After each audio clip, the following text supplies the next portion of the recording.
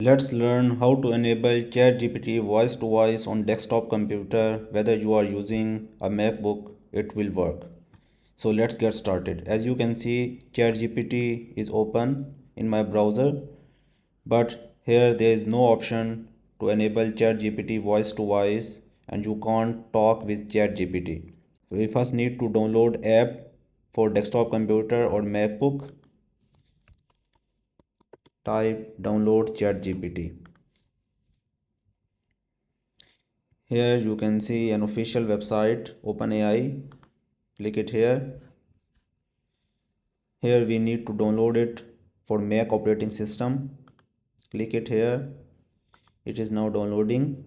After downloading ChatGPT app for desktop computer or MacBook, simply install it.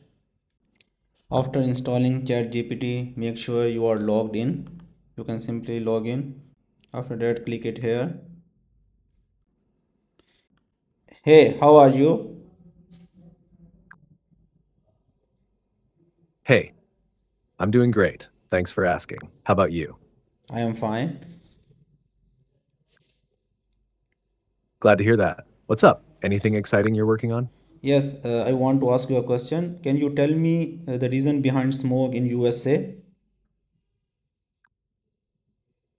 Of course.